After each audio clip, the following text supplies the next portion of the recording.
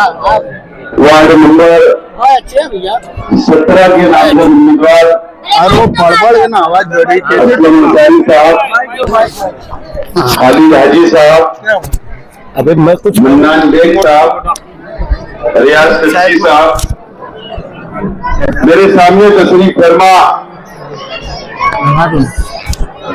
तमाम बुजुर्ग हजरात, नौजवान साथी और जहां तक मेरी आवाज जा रही है ऐसी मेरी माँ और बहनें,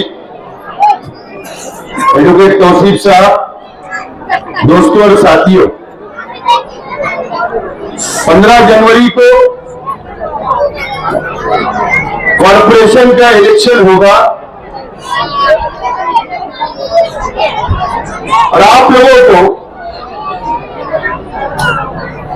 फैसला करना है कि आइंदा आपका कारपोरेटर कौन होगा, आपके 4 कारपोरेटर कौन होंगे, ये बात का फैसला इस वार्ड की आवाम को और शहर की आवाम को करना है। आज मैं वोट मांगने के लिए, वोट की अपील करने के लिए आपके बीच आया हूं, आपके वार्ड में आया हूं।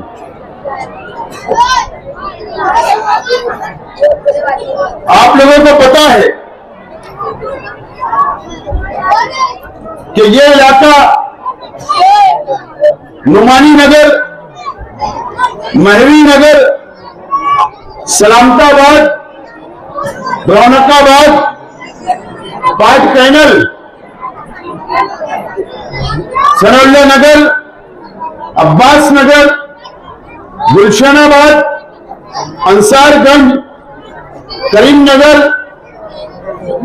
ये वार्ड है। ये इलाके से इस वार्ड के अंदर आते हैं। और जब भी शेख रशीद साहब ने कोई भी इलेक्शन में कारपोरेशन के जिसको टिकट दिया, आप लोगों ने शेख रशीद साहब के फैसले को कबूल किया और आप लोगों ने भरपूर वोटों से चुनकर दिया। ये तारीख है ये इस वार्ड की। आज हमारे बीच शेख रशीद साहब नहीं है। शेख रशीद साहब हमारे बीच नहीं है। पहली मर्तबा यह जिम्मेदारी मुझ पर आई है और मैंने आपके वार्ड के 4 उम्मीदवार को चुना और उनको उम्मीदवार बनाया। मुझे उम्मीद है कि आप लोग इस वार्ड की आवाम मुझे मायूस नहीं करेंगे। जो मैंने उम्मीदवार दिया, जो इस्लाम पार्टी ने उम्मीदवार दिया, आप उसको भरपूर वोटों से कामयाब करेंगे, ऐसा मुझे उम्मीद है आप लोगों से। और यहां पर खालिद हाजी को, मेरे भाई को, इन 3 लोगों के साथ मैंने उम्मीदवार बनाया हूं।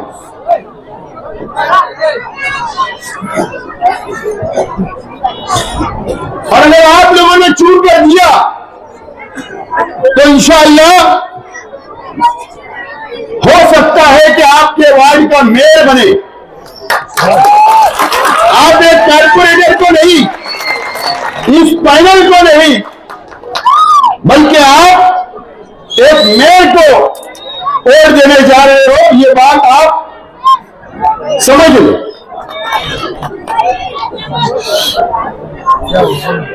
यहां पर माजी में कौन कारपोरेटर था? 20 साल शेख रशीद साहब ने मौका दिया, 20 साल। अगर पार्टी ने फैसला किया कि किसी दूसरे को मौका दो, तो फौरी तौर पर मुखालफत के सामने आना, ये कहां का उसूल है? ये कहां का उसूल है? यह आपको फैसला करना है। दोस्तों और साथियों, ये शहर का ये जो कारपोरेशन का इलेक्शन है, ये बहुत अहमियत का इलेक्शन है। इसको आप मामूली इलेक्शन ना समझिए, आप इसको मामूली इलेक्शन ना समझिए। ये बहुत बड़ा इलेक्शन है। पार्लियामेंट का इलेक्शन हुआ, असेंबली का इलेक्शन हुआ, उसके बाद से मुसलसल बीजेपी, आरएसएस, फिरका परस्त पार्टियां सरकार मालेगांव को टारगेट करने का काम कर रही है, मालेगांव के मुसलमानों को परेशान करने का काम कर रही है। आपको पता है कि रमजान महीने में हम पर इल्जाम आया कि हम बांग्लादेशियों को छुपा के रखते हैं। यहां पर बांग्लादेशी रहते हैं, यहां पर रोहिंग्या रहते हैं, यहां पर पाकिस्तानी रहते हैं। इस तरीके का इल्जाम किरण सुमैया ने लगाया और सरकार ने, बीजेपी की सरकार ने एसआईटी बनाई, पुलिस की इंक्वायरी बैठा दी और तकरीबन 3400 लोगों को नोटिस मिली, 3400 लोगों को। और रमजान महीने में रोजा रखकर हमको कैंप में चर्च के सामने पुलिस स्टेशन में बुलाया गया। हमारे जन्म दाखिले चेक किए गए, हमारे कागज पत्र चेक किए गए, दिन भर बैठाया गया, हमारी मां बहनों पर केस बनाकर जेल में डाल दिया गया। आज भी कई नौजवान जेल में है। हम पर इल्जाम यह है कि हम इस देश के नहीं है, हम हिंदुस्तानी नहीं है, हम बांग्लादेशी है। इस तरीके का इल्जाम लगाकर जेल के अंदर डाल दिया गया। आज भी minority defence committee, Samajwadi party, Islam party के जिम्मेदारान आज भी हम लोग कानूनी लड़ाई लड़ रहे हैं और हम लोग हाईकोर्ट के अंदर उनकी जमानत के लिए कोशिश कर रहे हैं। ये शहर भी जानता है, आप भी जानते हैं। और हमारा लड़ाई फिरका परस्त ताकतों से है, हमारी लड़ाई बीजेपी से है, हमारी लड़ाई आरएसएस से है, हमारी लड़ाई भगवा करण से है। ये बात आपको समझना पड़ेगी। 1 साल पहले जिन शख्स को चून कर दिया गया, क्या कभी वो शख्स आकर आपका हाल अहवाल पूछा? या कभी आपके मोहल्ले के अंदर क्या हुआ पता है? आप ही के मोहल्ले का एक बच्चा जो सिर्फ व्हाट्सएप के ऊपर किसी के कांटेक्ट में था, उसको आंध्र प्रदेश की पुलिस आती है और यहां पर रेप करके उसको लेकर जाती है। आज भी वो बच्चा जेल में है, आज भी वो बच्चा जेल में है। कौन आपकी मदद करेगा? आप पर कैसे जोर हम मदद कर रहे? मुसलमानों के लिए हम लड़ रहे, कानूनी लड़ाई हम लोग लड़ रहे। ये मुसीबतें कम होने वाली नहीं है, ये मुसीबतें बिल्कुल कम होने वाली नहीं है। आप लोगों को पता है कि अभी बिहार के अंदर एसआईआर का सर्वे हुआ, वहां पर 70 लाख लोगों के नाम काट दिए गए यादी से। 70 लाख लोगों के। ये बीजेपी की सरकार ने, ये नरेंद्र मोदी की सरकार ने, ये अमित शाह ने ये काला कानून बनाया गया। पूरे मुल्क के अंदर सर्वे चल रहा है, पूरे हिंदुस्तान के अंदर सर्वे चल रहा है। अभी गुजरात में चल रहा, एमपी में चल रहा है, हिंदुस्तान की 10 रियासतों में चल रहा है कि कॉर्पोरेशन के इलेक्शन खत्म होगा, कॉर्पोरेशन के इलेक्शन खत्म होगा, महाराष्ट्र के अंदर एसआईआर लागू हो जाएगा, सर्वे होगा, और सर्वे शेख आसिफ का भी होगा और आप लोगों का भी होगा, एक भीख मांगने वाले का भी होगा और एक करोड़पति का भी होने वाला है। याद रखना मेरी बात, ये खुश होने वाली बात नहीं है। सर्वे होगा, मैं खास तौर पर मेरी मां बहनों से बोलना चाहूंगा, जहां तक मेरी आवाज जा रही है, मेरी मां बहनों से बोलना चाहूंगा, मैं बुजुर्गों से बोलना चाहूंगा कि सर्वे होगा, आपकी मदद कौन करेगा? कौन मदद करेगा? आपकी अगर बेटी अगर गुजरात में होगी, आपकी अगर बेटी एमपी में होगी, वहां पर सर्वे चल रहा है, आप फोन लगाकर पूछिए, 2002 की वोटर लिस्ट की यादियों मांग रही होगी, आपसे सबूत मांगे जाएंगे। जब महाराष्ट्र और इस शहर में एसआईआर का सर्वे होगा, आपसे सबूत मांगा जाएगा, 2002 की यादी वोटर लिस्ट की लाकर दो। कितने लोगों के पास है? यहां बैठे 5 लोग के पास भी नहीं होगी। आज की यादी वोटर लिस्ट की आपसे मांगी जाएगी। 2002 की यादी के अंदर जो नाम होगा, वही नाम इस यादी के अंदर होना जरूरी होगा। वो सबूत आपसे मांगे जाएंगे सर्वे में। आपके आधार कार्ड जो यादी में नाम है, वही आधार कार्ड पे नाम हो मांगा जाएगा। आपका पैन कार्ड मांगा जाएगा, अगर होगा तो आपका राशन कार्ड मांगा जाएगा, आपके पासबुक बैंक के मांगे जाएंगे, और आपको सबूत पेश करना होगा। जब सर्वे करने के लिए लोग आएंगे तो आप कहां से लाएंगे? कहां से लाएंगे? जन्म दाखिला तो सरकार रद्द कर रही, एलसी कहां से लाएंगे? जन्म दाखिले के सबूत कहां से लाएंगे? आपकी मदद कौन करेगा?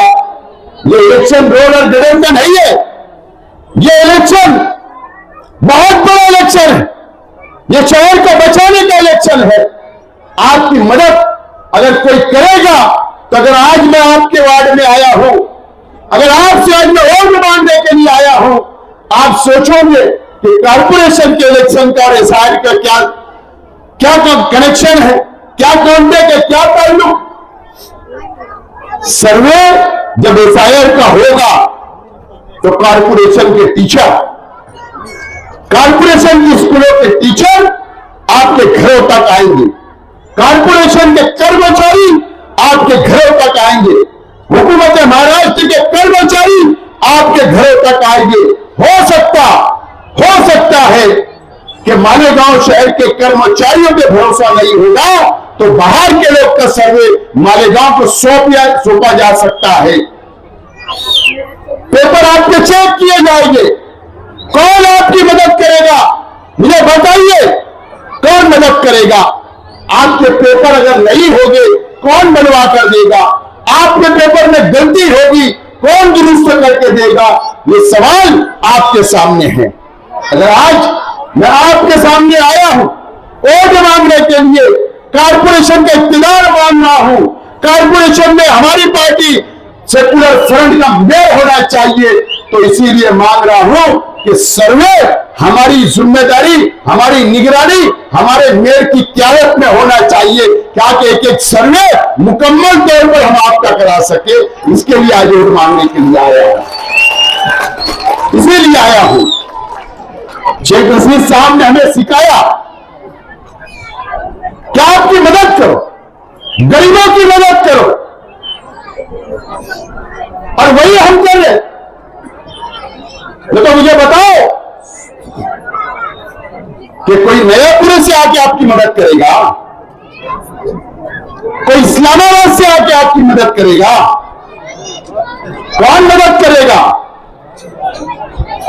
अल्लाह का करम है, आप लोग इस बात को जानते हैं कि मेरा परिवार हो या हमारे वर्कर हो या हमारे जिम्मेदार हो, हम आपके बीच में रहते हैं, हम आप में बैठते हैं, उठते हैं, हम आपके मसाइल हल करते हैं, हम आपके सुख और दुख में खड़े रहते हैं। मैं आपको जानता हूं, आप मुझे जानते हो, हम ही आपकी मदद करेंगे, कोई दूसरा नहीं आएगा। ये बात को नोट कर लो। वोट का पैसा 200 दिया जाएगा, 500 दिया जाएगा। हमारे खिलाफ के लोग मुझे बताओ कि 5 साल आपको 500,000 रुपया आएगा के काम 4 आना भी रोज नहीं होगा। लेकिन यह जिम्मेदारी आपको लेना होगी कि नहीं, यह इलेक्शन की जिम्मेदारी आपको समझना है। अगर आप नहीं समझे, अगर आप गलती कर लिए, असेंबली में हुई, असेंबली के अंदर मैं हार गया, 162 वोटों से मैं इलेक्शन हार गया, उसके बावजूद भी दूसरे दिन आपके चौक में आया, आपसे मिलने के लिए आया हूं, और उस दिन से आज तक मैं आपके बीच खड़ा हूं, आपकी मदद कर रहा हूं, आपके काम कर रहा हूं, आपके मसाइल हल कर रहा हूं। ये तो आप जानते होंगे। एक हारा हुआ शख्स आपसे वोट मांगने के लिए आज आपके मोहल्ले में आया है, आपके मोहल्ले में मैं आया हूं। आपके जहां भी रिश्तेदार होंगे, जहां भी आपके ताल्लुक होंगे, जो भी वार्ड में होंगे, आप वहां जाकर बोलिए कि सेकुलर फ्रंट के उम्मीदवारों को कामयाब करो। जहां इस्लाम पार्टी के उम्मीदवार है, जहां समाजवादी के उम्मीदवार है, उनको वोट देने के लिए आप अपील करो। आपको अपील करके उनको कामयाब करो। इख्तियार हमको चाहिए। हमारी लड़ाई फिरका परस्त पार्टियों से है, हमारी लड़ाई शिवसेना से है, हमारी लड़ाई बीजेपी से है, हमारी लड़ाई आरएसएस से है, हमारी लड़ाई बजरंग दल से है, हमारी लड़ाई बहुरक्षा समिति से है। ये तमाम फिरका परस्त तंजीमों से, पार्टियों से हमारी लड़ाई है। और ये लड़ाई हम जो लड़ रहे हैं, आपने देखा है, हम झुकने वाले लोग नहीं, हम झुकने वाले लोग नहीं है। आपसे अपील करता हूं, टेबल लगाकर वादा कर रहा हूं, अगर एसआईआर का सर्वे शुरू होगा, आपके मोहल्ले में टेबल लगेगा, आपके वार्ड में टेबल लगेगा। हमारे कार्यकर्ता, मैं खुद आपके बीच आकर आपके एक एक पेपर तैयार करूंगा, आपकी मदद करूंगा, आपके साथ आपके एसआईआर का मुकम्मल सर्वे करवाऊंगा। और नहीं, अगर हम भटक गए, गलती कर बैठे, तो याद रखना, आपको याद होगा एनआरसी यही बीजेपी की सरकार ने लगाई थी। हजारों लोग अपने ऊपर आए, बहैसियत एक मुसलमान, हजारों लोग आए बीजेपी के खिलाफ, सरकार के खिलाफ बीजेपी की हम रास्तों पर निकले। हमको लगता है कि एनआरसी खत्म हो गया, नहीं, ये सर्वे होने के बाद हिंदुस्तान का मुकम्मल सर्वे होगा, हमारे शहर का होगा, और जो नाम काट दिए जाएंगे फिर उन पर एनआरसी कानून लागू किया जाएगा, और हो सकता है जेलों में डाल दिया जाएगा। क्या आप हिंदुस्तानी नहीं हो? आप बांग्लादेशी हो, आप पाकिस्तानी हो, आप रोहिंग्या हो, इस तरीके का इल्जाम लगा के डाल दिया जाएगा। कौन मदद करेगा? आज तुम्हारे मोहल्ले का बच्चा आंध्र में बंद है, जाके उसके परिवार से पूछो कि वो कौन आपकी मदद कर रहा है, जाके पूछिए। वहां पर किसने बात की है वकीलों से? यहां के वकीलों से बात हो रही है। मैं कांटेक्ट में हूं, उनसे राब्ते में हूं। मैं डरा नहीं कि उस पर क्या इल्जाम है। मेरे शहर का बच्चा है, मेरे मोहल्ले का बच्चा है, हमारे बीच का बच्चा है, उसकी मदद करना मैं फर्ज समझता हूं और कर रहा हूं। यह बात होना चाहिए, डरने वाला काम नहीं है। तो आपसे अपील करता हूं कि ये चीजों को सोचिए, समझिए, ये इलेक्शन की अहमियत को समझिए। आपके मोहल्ले में स्टेज लगेंगे। कल एक कोई बाबा आ रहे हैं हैदराबाद से, फिर आपको सब बातें करेंगे, जज्बाती बातें, लेकिन याद रखना, मुसीबत जब शहर पर आएंगी तो हैदराबाद से आपको कोई मदद करने नहीं आएगा। याद रखना मेरी बात को। लेकिन अल्लाह का करम है कि 10 मिनट में 1000 पुलिस से शेख कासिम नुमानी नगर महवी नगर में आएगा। ये बात क्या है? आज मेरी मां बहनें यहां बैठी है, मेरी मां बहनों से भी मैं अपील करता हूं कि आपके पास कोई नहीं रोए, कितना भी रोए,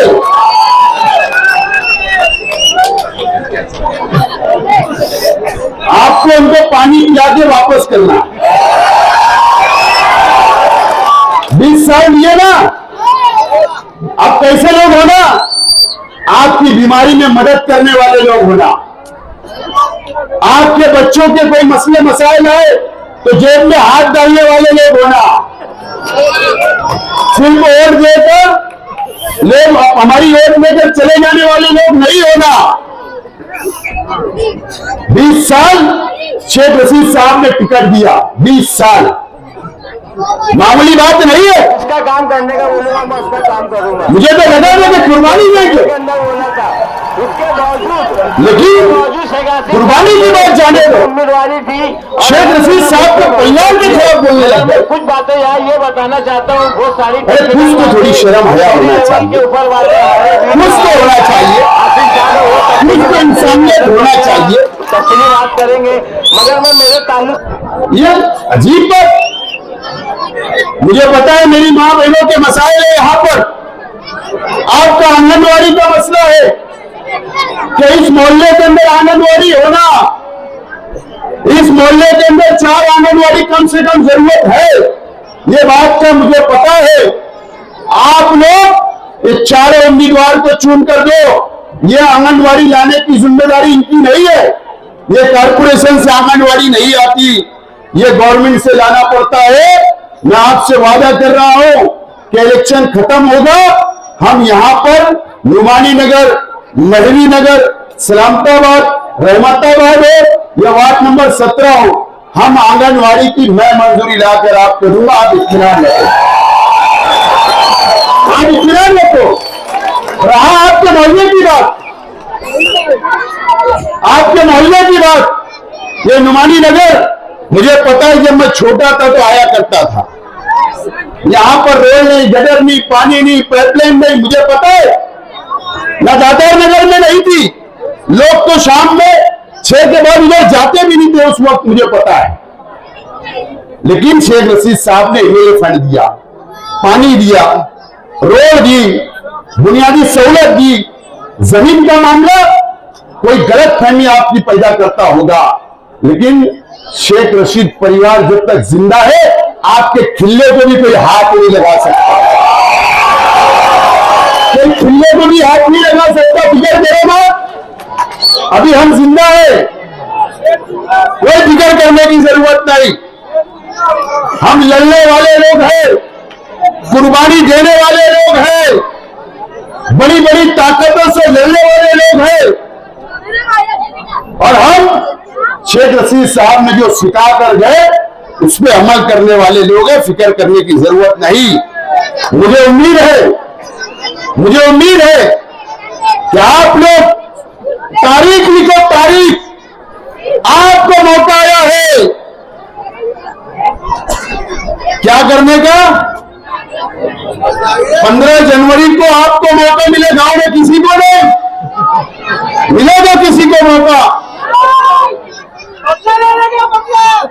यस, जमानत जब्त करा दो, जमानत जब्त करा के भेजो और तारीख लिखो, तारीख। और उसके बाद मैं आऊंगा आपका शुक्रिया अदा करने। तारीख लिखो कि आपको मौका आया है, अल्लाह ताला ने आपको मौका दिया, किसी को मौका नहीं दिया। और एक बात और मैं बोलना चाहता हूं कि मालीगांव स्कूल या डेलाइट स्कूल के बाहर इलेक्शन मत करो। इलेक्शन हम हारे इसी वजह से। गलियों में रहो, सुबह से फजर बाद से वोट निकालो, 5 बजे तक गलियों में रहो, 5 साल इंतजार करते, और जब वोट देने का वक्त आता तो हम लोग खुशफहमी में रहते और स्कूल के बाहर रहते। गलियों में जा जाकर वोट निकालो, वोट पहुंचाओ, वोट गिराओ, ये काम आपको करना है। मेरे हार के तो सबक लिए ना, मैं हारा, कम से कम इन लोगों को मत हराओ, 4 लोगों को मत हराओ। मैं बर्दाश्त कर लिया, उसके बावजूद भी मैं खड़ा हूं आपके बीच। अब कल मेरी जिंदगी रहे या नहीं, आने वाला मैं इलेक्शन लड़ सकूं या नहीं, लेकिन कम से कम आज मैं जिंदा हूं और मैं आज वोट मांगने के लिए निकला हूं। और आपकी जिम्मेदारी है कि शहर के अंदर इक्तिदार और मेयर हमारा बैठा दो। अगर आज चूक गए तो 5 साल तुम्हारे पास कोई चेयर नहीं होगी। आप रिक्शा पे, रिक्शा निशानी हमारी ऑटो रिक्शा, बटन दबाकर 15 तारीख को भारी अक्सरियत से कामयाब करो। बहुत बहुत शुक्रिया। खुदा हाफिज।